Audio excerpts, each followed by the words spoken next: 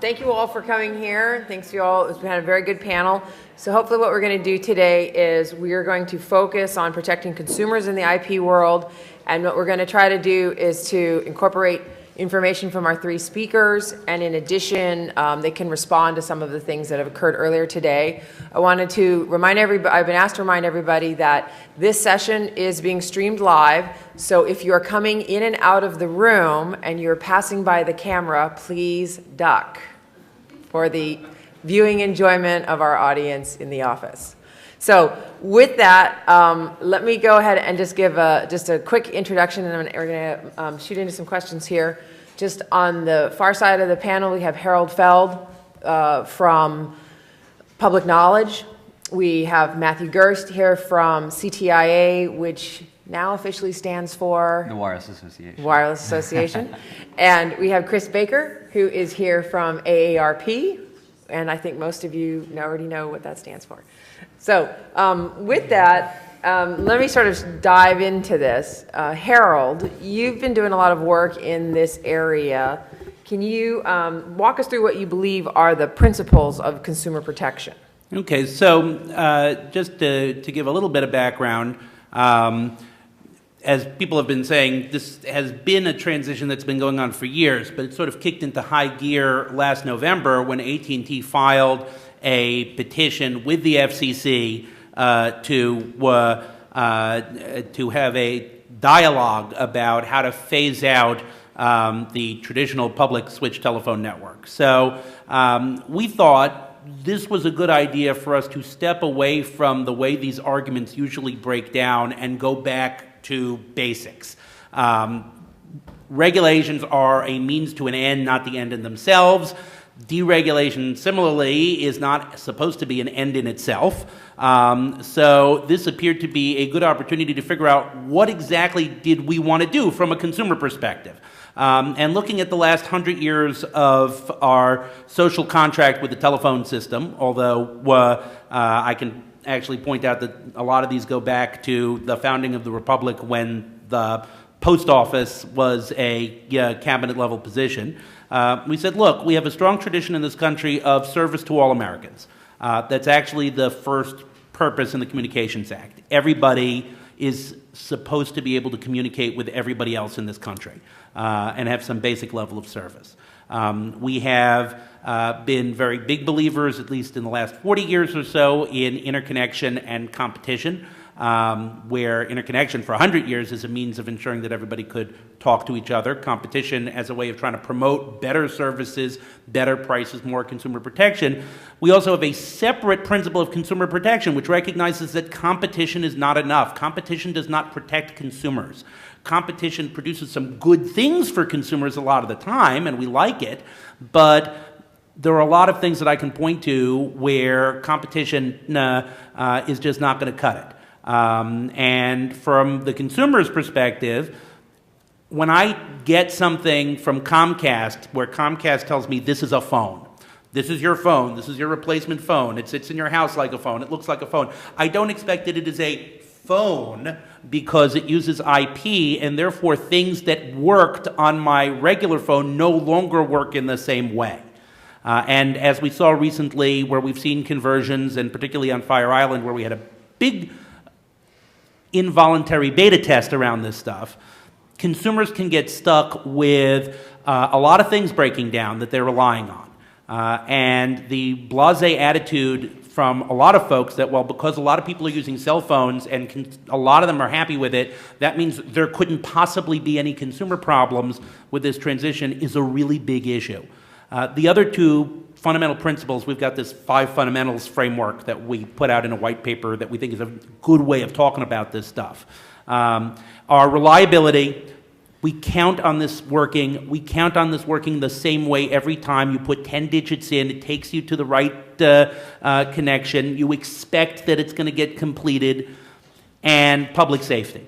And we think that these 5 fundamental principles, which don't just come out of nowhere, they come out of what made our phone system bluntly, not to engage in exceptionalism, Mr. Putin, but it really was the case that our phone system was the envy of the world for a very long time, and it was because it rested on these 5 fundamental principles. So we think that as we move forward, that looking at this from a consumer perspective, that this provides a very good way to talk about the social policy issues. It provides a good checklist to make sure the changes that we're making in law and policy are having positive effects and not negative effects. We hope that this will be a useful contribution. Excellent. All right. Well, with that, Matt, what is the wireless industry doing around those 5 principles? Well, that's what I'm here to talk about. Before I begin, I did want to say I'm very excited to be here at NATOA. NATOA is a big reason why I am in the communications law practice. Jane Lawton was a mentor to me, and so I'm actually very excited and honored to be here.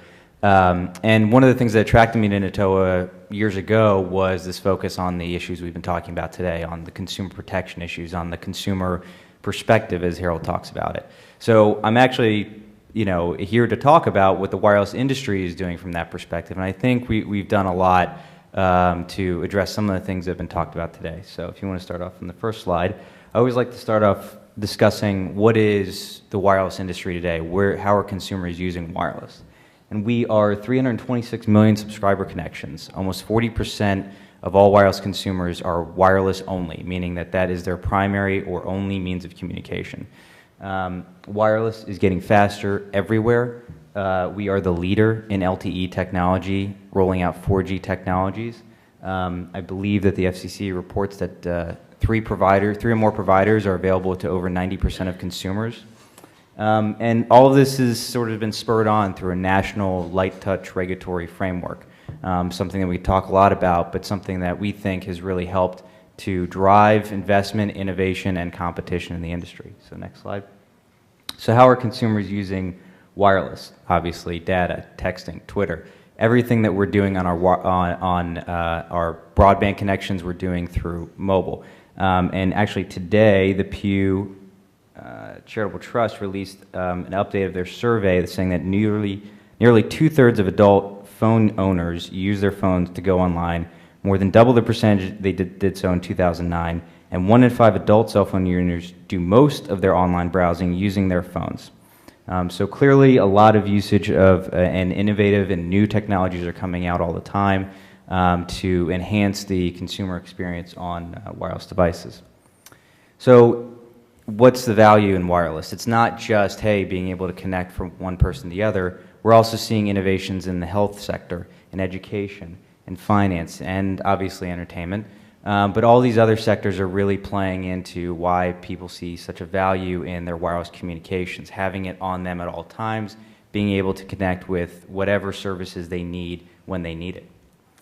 So, of all the things that consumers are getting, a lot of this also stems from regulations that either already apply to the wireless industry or voluntary initiatives that the wireless industry has taken on outside of any regulatory oversight in order to protect consumers. CTIA has a consumer code that of our member companies, they cover 97% of consumers, and it covers all sorts of things from billing to usage alerts that were just enacted through a voluntary agreement with the FCC on, to avoid bill shock. Issues to address, trial periods, ETFs, early termination fees, that is. And all these things that, consumers, had concerns with that the industry responded to on a wholesale basis to say, listen, we need to address this issue.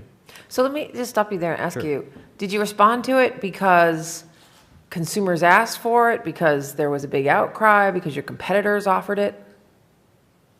Well, I think there was a combination of things that happened. I think, we wanted to set a baseline of what consumers should expect from the industry. And so our member companies came together and said, this is something that we all think, everyone should agree to, and this is the basic consumer experience that we want our consumers to have in order to ensure, that they get the level of service they expect. Okay. Did you want to? Sure. There? Leave it. Okay. So we've also done a number of things to combat cramming. We have a double opt-in program for our common shortcode program that CTI runs. We address best practices from the Mobile Marketing Association. And we've also taken the initiative with guidance from the FCC on stolen phones. So to prevent, we know this is a big issue for localities, and we're taking steps to ensure that we're educating consumers about the ability to remote, lock, wipe, and erase their data when their phone is stolen, and to prevent reactivations of those stolen phones in the U.S. market. So I can talk about a number of the other steps that the industry is taking, but overall, we're doing a lot that I hope we can talk about here. Okay. Chris? So we sort of heard some general principles. Here's what the industry is doing. What do you think are the most important consumer issues that should be kept in mind as we go through the IP transition?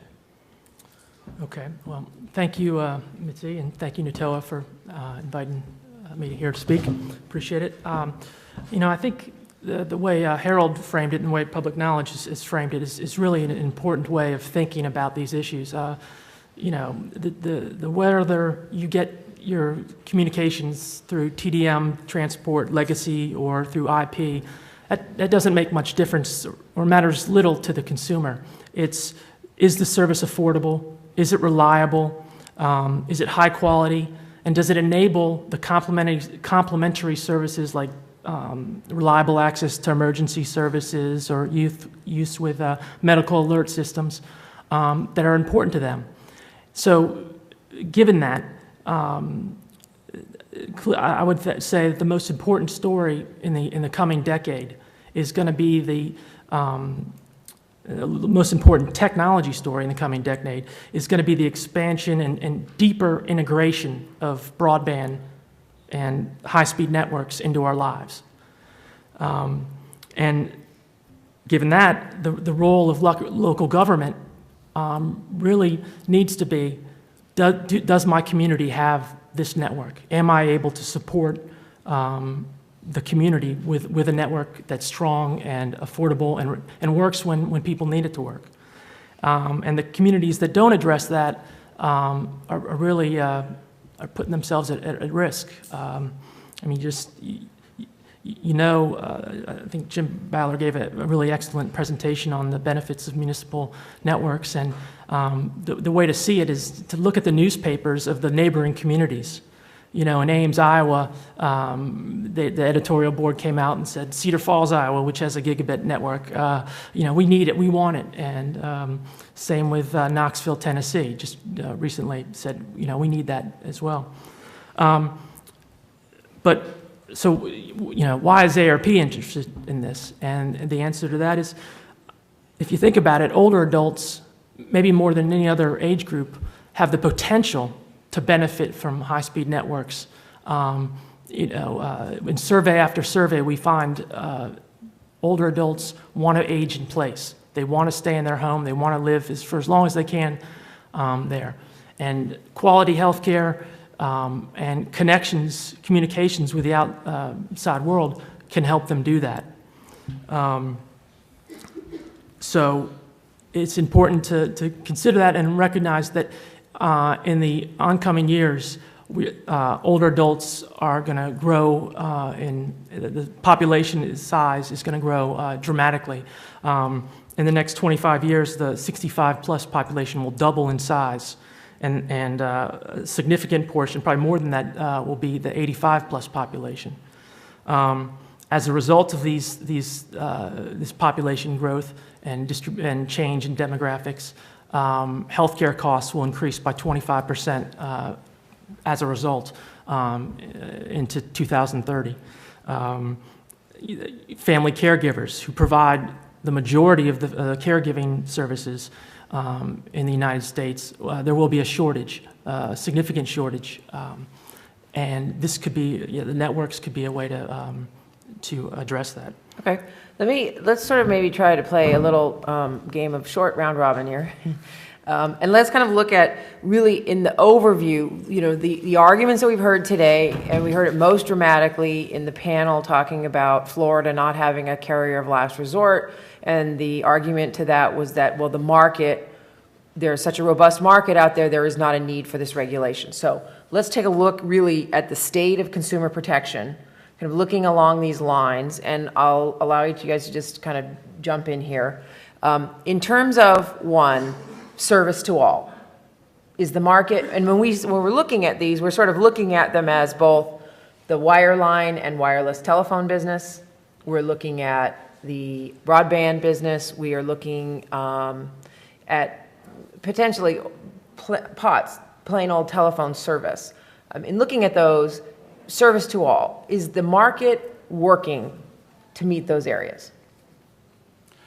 Well, look, one of the problems we get here is, and especially when we talk about wireless, is there's a world of difference between when it is one thing in the mix and when it is the only option available. I think that, in fact, one of the problems for wireless also is the good news is there is competition among carriers. The bad news is it means that in some places, some carriers have better coverage, some have worse coverage, and because of the nature of wireless, there are some places where you're just not going to have coverage. So in terms of, the problem of, if I wanted to say for any given census tract or any given town, are all the needs of people potentially met by wireless? Well, it depends.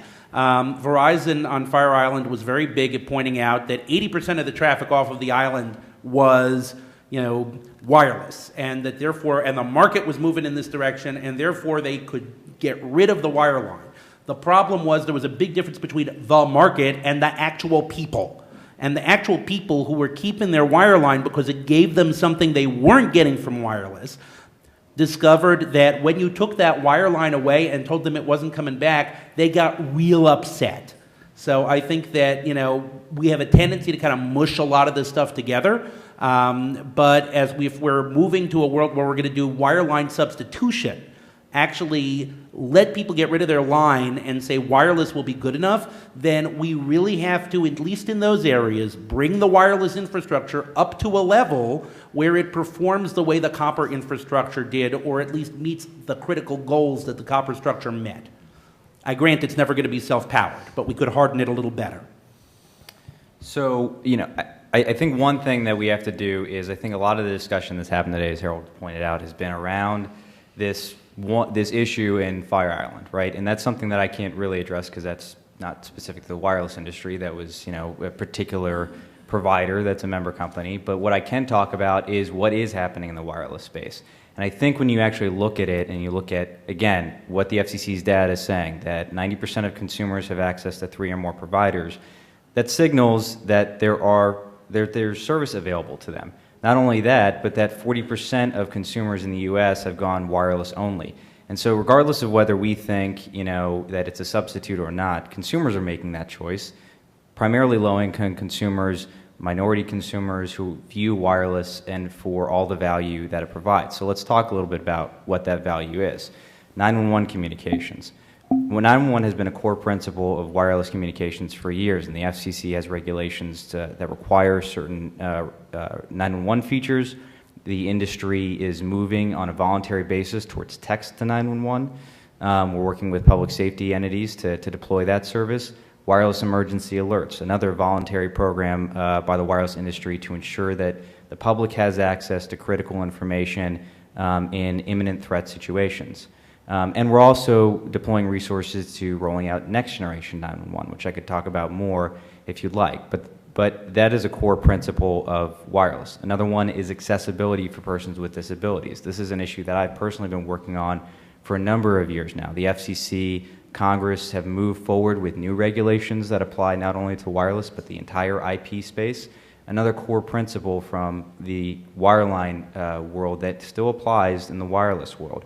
Other issues of reliability and some of the other issues that have come up, these are things that the lessons that the wireless industry has learned from its predecessors or competitors and is taking steps to make sure that consumers have access to reliable wireless services through a number of steps they take on business continuity to ensure during unprecedented disasters that we've had that networks stay up and running, or during particular issues of network saturation or congestion, that we're telling consumers how to effectively use the wireless network, because let's face it, we're a little bit constrained in the amount of use and usage of wireless networks because we only have a limited amount of space for which all this data to go through. So the industry's been asking for more spectrum. This is the highways that we use to communicate wireless data.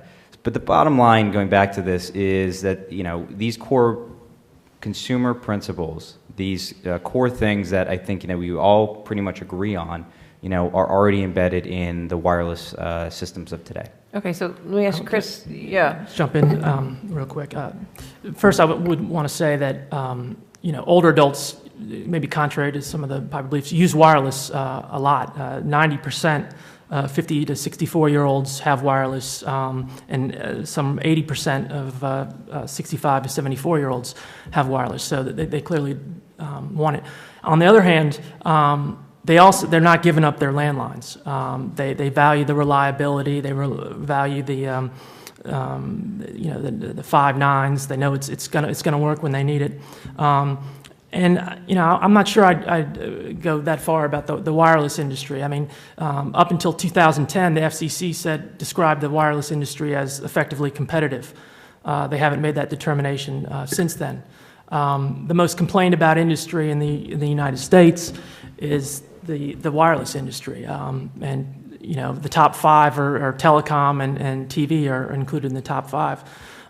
So it's certainly not perfect. And Fire Island, you talk about generating action and anger and power from people was taken away. They're not taken away. The landline was lost through the storm. But saying that the only alternative was going to be a fixed wireless option that wouldn't work with your medical alert system or wouldn't work with your fax, and DSL would, a relatively cheap option for internet service wasn't going to work. People were up in arms and wrote numerous letters to the New York Public Service Commission expressing their concern. So while folks love wireless and use it all the time, it's a supplement to service, not. I want to say a couple of things. One is, I think it's very important that these conversations not break down into a this versus that, or kind of an us versus them, or this is the way it is now and it's going to be. One of the things is, I agree with a lot of what Matt had said. Wireless today has improved significantly over where it was 5 years ago. I think that there's an additional factor that comes in when we add tablets and Wi-Fi as well, where we start to see changes in how people use this. That also carries responsibilities. One of the things that happens is when 40% of people have cut the cord, and then as what happened in the wake of Sandy, they then realized my phone doesn't work. There was a huge difference between post-Katrina and post-Sandy in the reaction to the 2-week power outages that followed, which was post-Katrina, in a lot of places where you had these problems, they still had working landlines, and people made do. When this happened post-Sandy, a lot more people who had either IP-based or wireless discovered it wasn't self-powered, and they got upset. And said, wait, we're now relying on this thing. This isn't just like the fun alternative. So there is a process that every industry goes through when it moves from cool competitor to mainstream product, where we do have to start re-examining and say, okay, that was fine when it was a complementary product. If we're serious about this being the product, if you want to tell people this is the thing you can rely on, it will get through to 911. Not it'll probably get through to 911. It will actually complete a call at a quality that you will find acceptable. Then that's a different level of responsibility. And the question I think as we move through this is, where wireless continues to be one product of many, how should that be reflected in the local market? And that's going to be a very, very local decision. Okay. Where it is the only product, whether fixed or mobile, it's the only product, then what do we do to make sure that it steps up to fill the gap that has traditionally been the province of copper lines. Okay, let me ask, just kind of just touching on this, on the state of how well the market is working. Consumer protection, which if I broadly just say, you get what you pay for, right? In its basic sense for consumer protection is, this is the service you agreed to give to me, this is what I'm actually getting, and if it doesn't happen, I have some recourse. How well do you think the marketplace is working? Well, I think we have a couple of problems in that we no longer do a lot of reporting requirements on this stuff. It used to be we had a lot of ways to measure this. Now we don't, which means you only get measurement by public outcry. The only way I know what's actually going on is either the Consumers Union survey or J.D. Powers, or people in some particular area get so upset that they write their congressman. It's very hard to know where the problems are, especially as local governments are not empowered to help out with a lot of these issues. State governments are increasingly not empowered to even take complaints around these issues. So it's very hard for us to know. In some places, I'm sure it's working great. In some places, there are problems you're going to have that are attendant to anything human. So the fact that there are complaints or there are situations where things go wrong doesn't tell me that something's necessarily not working right. But there are also, we keep hearing, real problems. I mean, the bill shock thing came out of the fact that you got enough people upset that they couldn't figure out their phone bill. On the wireline side, we have great truth in billing rules, and we require all this stuff, and there's all kinds of layers of protection because it was a public utility. On the wireless side, I actually saw one trade association, not CTIA, but another one, put in, we gotta have confusing billing because we use the overcharges to subsidize service. And I was like, ripping off your customers is not a business model. Well, clearly it is for politely, someone. the American people don't want their monthly bill to be this exciting game of jackpot where either it meets their budget or it doesn't. Okay. But I would say that I would agree with what Harold said, but it's even more difficult to assess problems in that consumers value their communication so much, and since 2005, older adults have spent more on the share of spending on communications has increased, grown at a rate higher than any other age group because they value. So, but in numerous articles, they found that consumers will cut other services.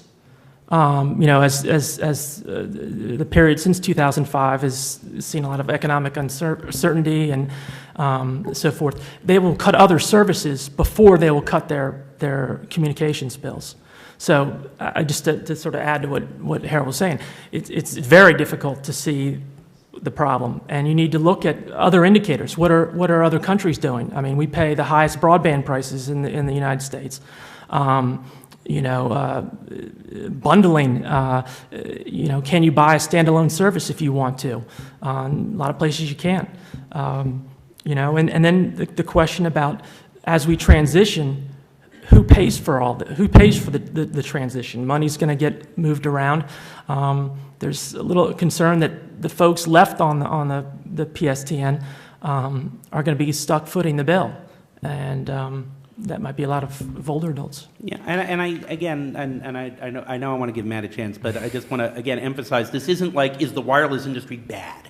No. Or not stepping up. But we have to recognize that the critical point of the transition, meaning that when we come through the other side, this copper TDM service that so many social policy goals and consumer protection are laid on will not be here anymore.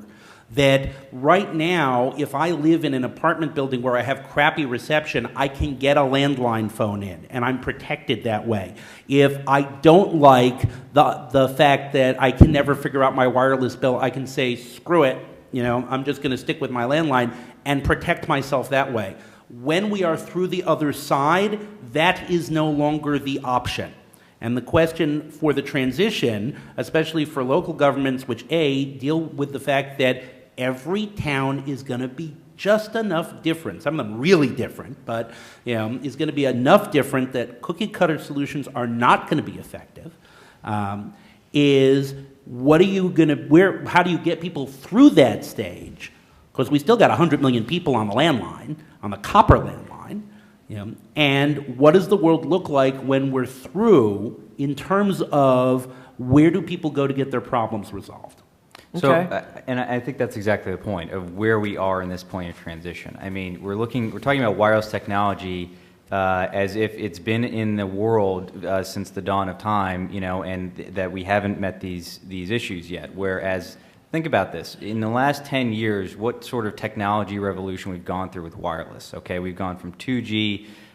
Where you may or may not text message, to 3G, where you're getting text messages and you're doing other things, to 4G, where you're doing almost all broadband type communications, to whatever technology is coming down the pike. And so, this all comes from a sense of innovation where we've learned from, technologies that have been around for previous periods of time, integrated those solutions or issues and addressed those issues into the wireless market. And as we transition into becoming a much more everyday communications technology, which I would argue we are for a majority, a significant portion of the country today, we address issues as they arise and are brought up. But I think overall, the core principles we're talking about of availability of service, 911 public safety communications, accessibility for persons with disabilities, privacy, protections, all these issues that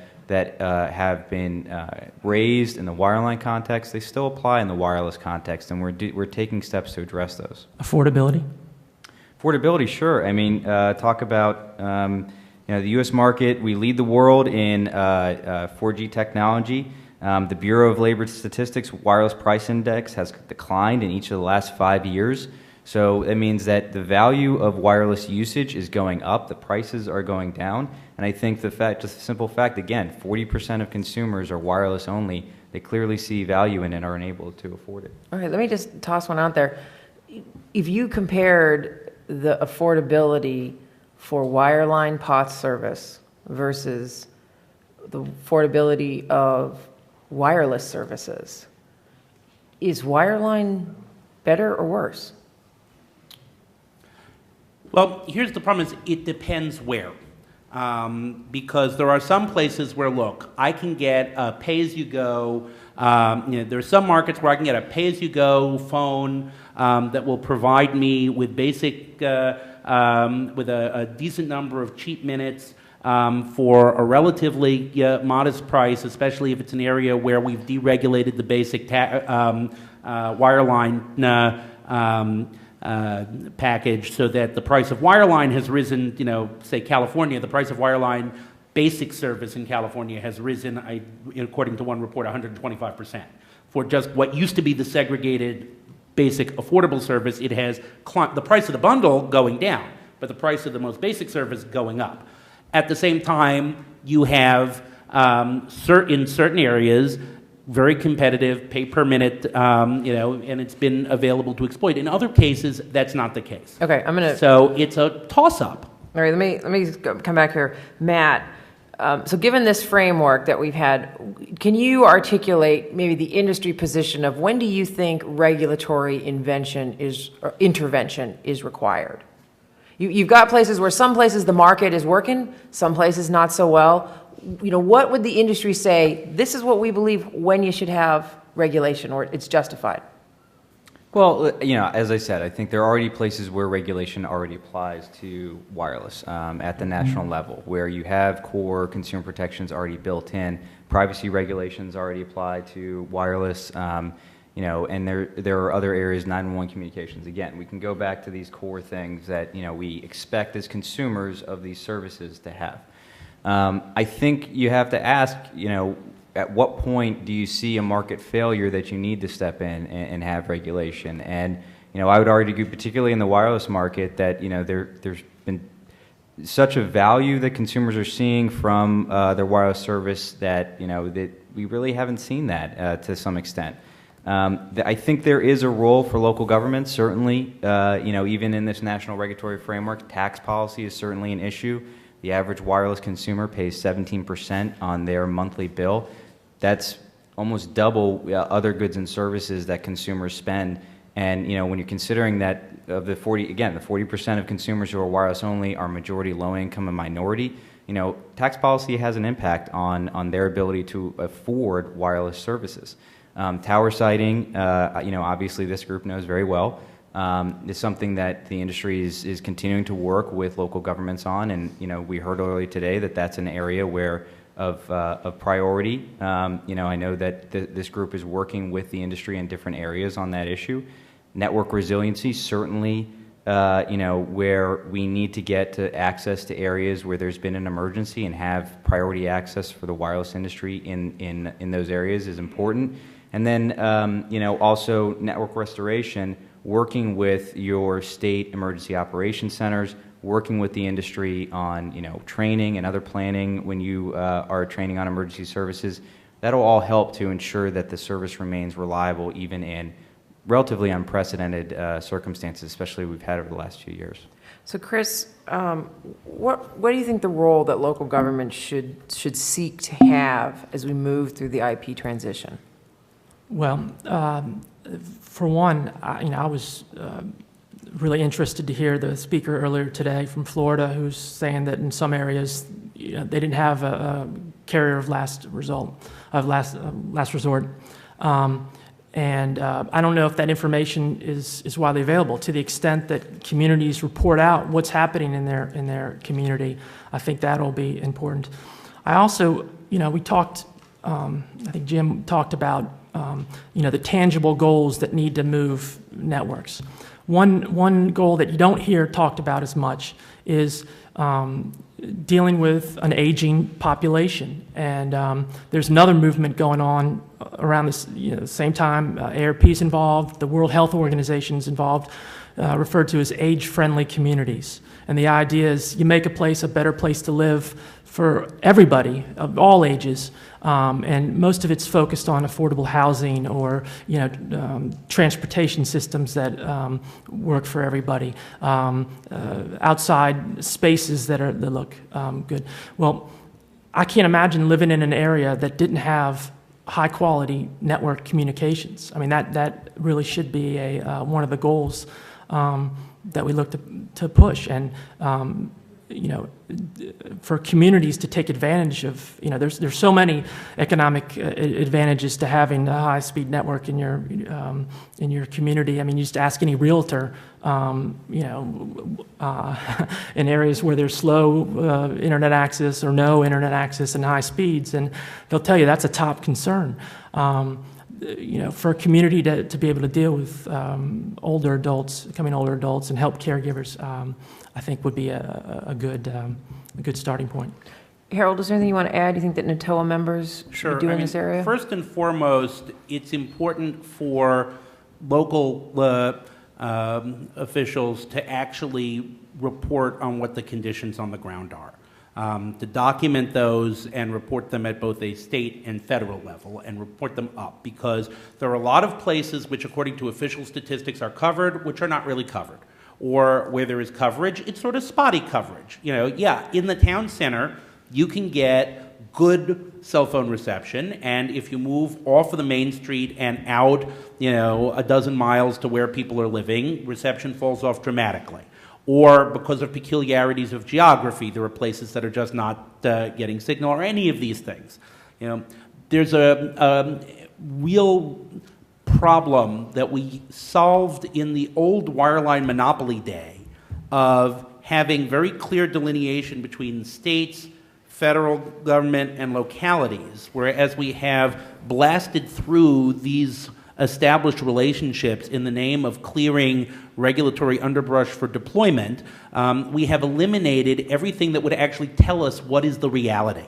And the first and foremost obligation, I think, in any state is to figure out what is the actual reality on the ground. From there, working up, there are further things that I think people can do and should do. But in the initial, the almost first and foremost responsibility is going to be what's really happening out there and not just market statistics. And if I can just add to that, I think it's, to Harold's point, it's not just reporting up and the regulatory change, but it's also reporting back to the industry. It's not in the, particularly in the wireless industry, it's not in the carrier's interest to have poor coverage, you know, because then that doesn't encourage people to see it as a reliable service or to go and, you know, they may end up switching carriers to a carrier that does have coverage in the area. So to the extent that you're seeing those types of issues, I think the industry wants to work with you. Again, it's not in their interest to have poor coverage.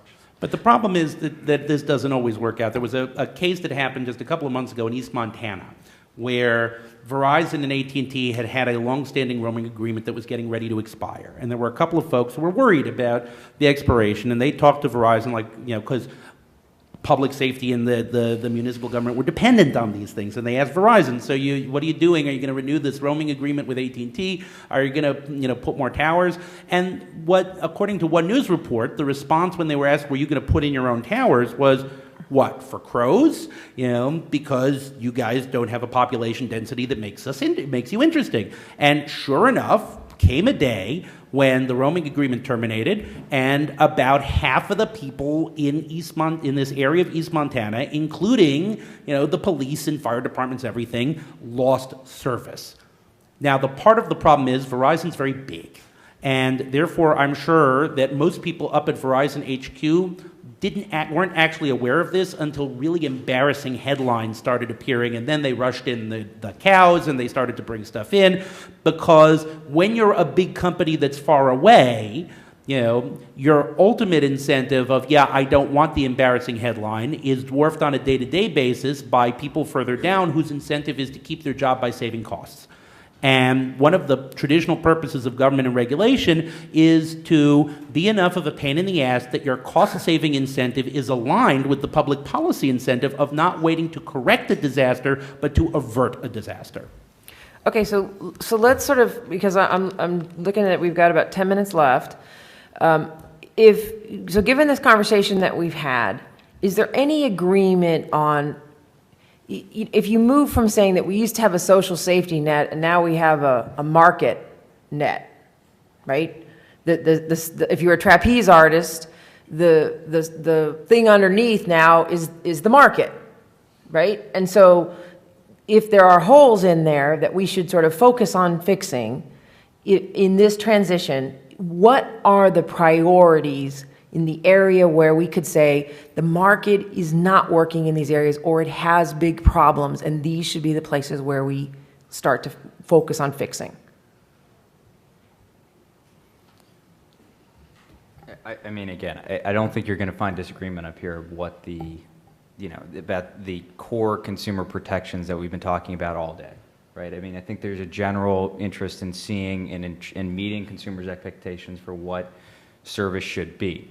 I think when you drill down to specific issues on where you're seeing holes, I mean, those are areas that I don't think the industry would certainly be interested in hearing from local governments, state governments, the FCC on where there are issues. And the industry has responded where there have been issues. Usage alerts, again, is another area where just in the last few years, issue is brought to the industry's attention, and they worked out a voluntary solution to provide to all consumers free alerts when you're approaching the data caps or the international roaming issues where you're going to be roaming, so you need to be made aware of that. And stolen cell phones, text 911. I can go through a litany of ways that the industry has. So let me try and ask it differently. Chris or Harold, if the industry said, we're willing to work with you to address a problem, and you have one problem you want to bring to them, which one would it be? Well, I mean, again, it's kind of hard to put it that way. Quicker.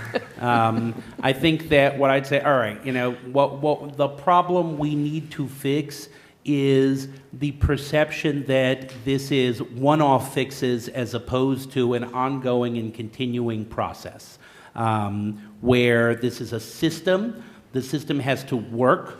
I would say that at this point, we suffer from what I call network neuropathy.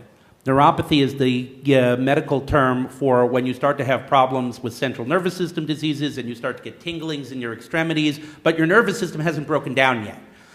We're starting to experience this in a lot of ways. There are a lot of little things at the edges that are starting to go wrong. Towns where they don't have adequate coverage and the copper in the ground is rotting and the voice quality is getting worse and worse.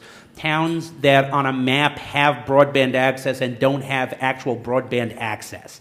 You know, towns and places and localities and people who are just dropping off the map, and services that just don't work when you switch from one to another, and people don't realize that till after they've switched. None of this is kind of earth-shattering yet. There are all these little, warning signs that if we don't treat these issues and start thinking about this as a network systemically where all communications operators have a responsibility to make sure that the system works, that we're going to start to running into some more major breakdowns. But at the moment, there isn't like one thing that I would say like, bill shock or universal service or something like that where I would say, this is the problem we should solve. Although, Harold, I would say, there are a number of issues to address, but certainly a good start would be to call a telecommunication issue or telecommunications, instead of information service, because telecommunications has a lot of the protections that we're talking about here. But for some reason we call the traditional PSTN telecommunications, and we call voice over internet information service when consumers use those services very similarly. Okay. In light of the fire island, we talked about the process sort of having an end tunnel at the other end. One is, do you think that the concept of having, they already mentioned it here in Florida, there is no carrier of last resort. Is that thing that people used, even if they didn't use it, that they always thought they could have that option of POT service, is that going away? Is that going to be the reality that when we get through this transition that we're trying to figure out that endpoint? Or are those 100 million phone lines still going to be out there in some form? I can't predict the future, but it's pretty scary to live in a world where one community has gigabit connectivity, reliable service, and then you have Fire Island where people can't make phone calls in an emergency. They can't, or in Florida, the example you mentioned today, where they may not have someone carrier to serve them, and that's okay. That seems a little strange. Yeah, I think that if we are going to be true to everything that has made our communication system great, not just for the last 100 years, but again, stretching back to when we saw as the central role of government to build roads and postal systems, that everybody is entitled to a basic level of service, and that level of service should be consistently upgraded and not downgraded. That is really the question. I don't know if we're going to have POTS. I suspect that we should at least have some kind of voice service that you get that I would hope everybody is still entitled to. And I do worry about where states have repealed carrier of last resort. But what I would hope at the end of the day when we are through this transition is that everybody has a basic level of connectivity, which provides to every American the ability to interact on not the same level, but certainly on a functional level with each other and with all of the resources that we expect to access through that new mode of communication. So I guess, we could think about the amount of technological change that's happened, again, in the wireless space over the last 10 years. And so, I think unlike the traditional wireline model where you had one technology that was the same technology for a significant period of time, wireless technology is continuing to change and evolve and get better all the time. I personally hope we don't see that slow down in the wireless space, because we have just incredible amount of innovation and things that have happened just in the last 5 years alone, through the apps economy, creating jobs, innovative devices that are coming to the market, and the U.S. being the world leader in those devices being deployed here. And those things that I don't think existed in these prior technological worlds. So I think what we need to consider is these notions, of what the regulatory market looked like previously, do they need to carry over in every aspect into this future market? Particularly, we have, again, a wireless market where at least over 90% of consumers have access to 3 or more wireless competitors. Yes, there may be issues in certain areas, certainly very possible, but as technology gets better, as we try to improve and deploy more wireless services everywhere and improve reliability, I think you're going to start to see consumers respond to that. Okay. Is there a quick question? Please come to the microphone for the benefit of our viewing audience. And we're short and we're running to the break, so please keep your question short, as Larry King would say. What's your question, Jim? Okay, Matt, you mentioned a couple of times that 40% of wireless users don't have a wireline, right? And you implied that that was a good thing, that wireless is an adequate substitute for wireline. The Joint Center for Economic and Political Studies back in February reported that there are only 7% of smartphone users that don't have a wireline connection, and that of those, and that 83% of smartphone users also have a wireline connection. We're also here concerned not just with telephone service, but very much concerned with broadband services. Does this imply that wireless is not an adequate substitute for wireline service, at least as today?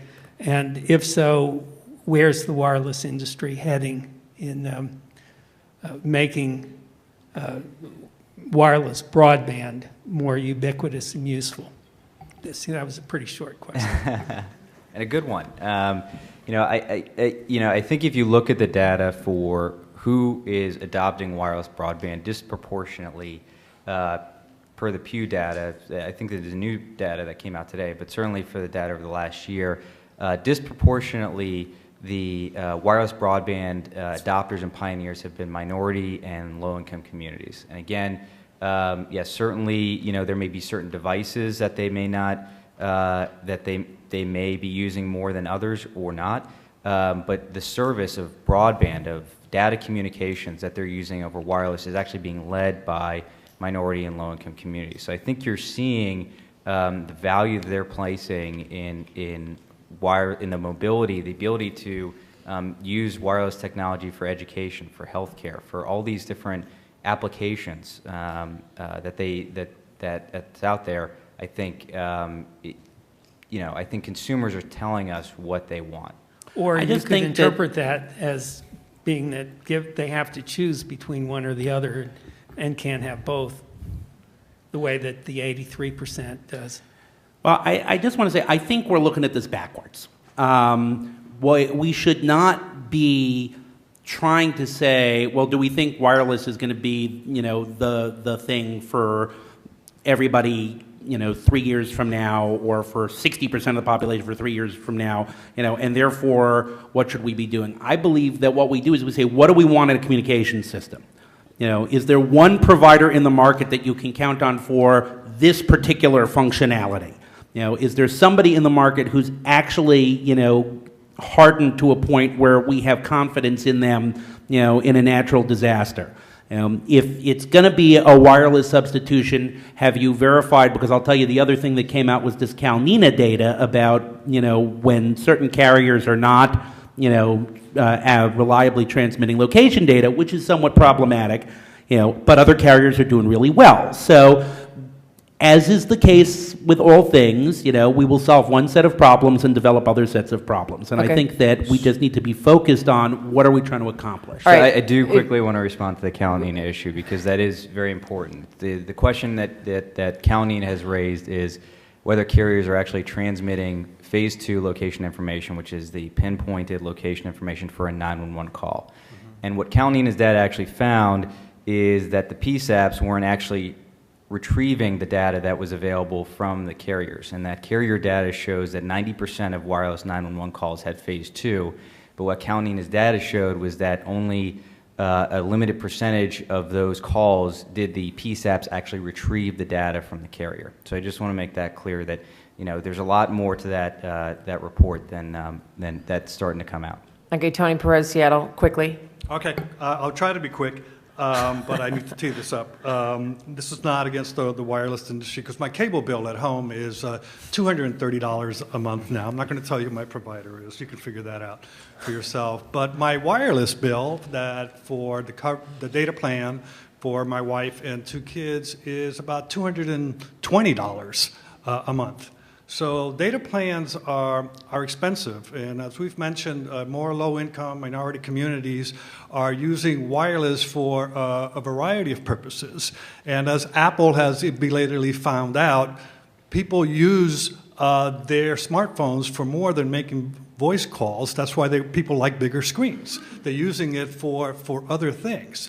So with that as a backdrop, do we need to be thinking about a new definition or level of what is basic service guarantees that we have for people that don't relate just to voice, but to data and video and other important broadband applications that are increasingly being integrated into our daily lives? So that's one part, and the extent to which that data caps would have a disproportionate effect on low-income people who are trying to take advantage of this mobile platform to address their own needs and interests.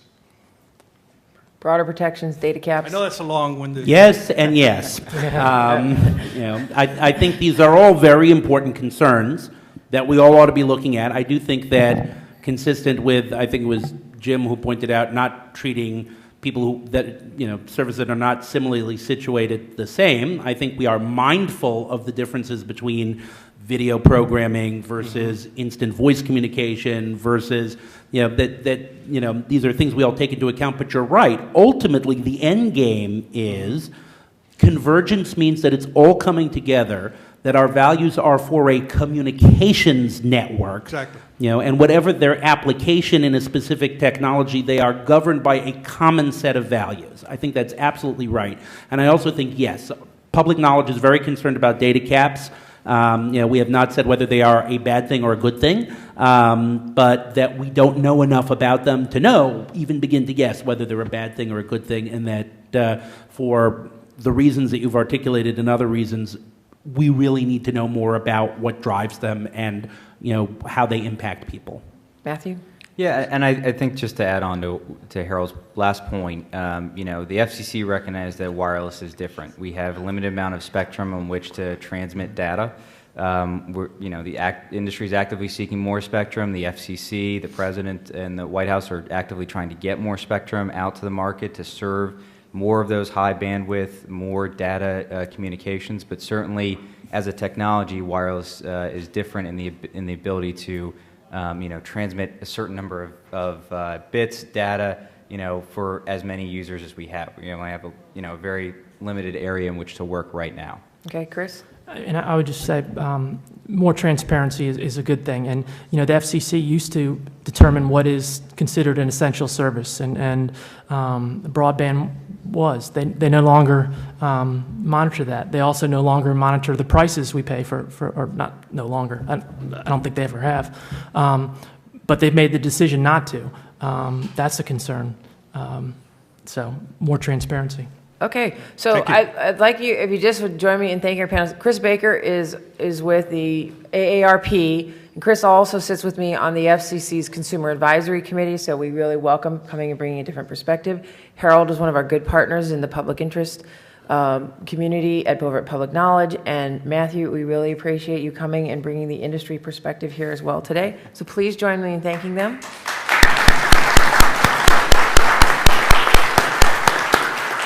And I believe that there is a refreshment break until 1:15, if I have that right. What?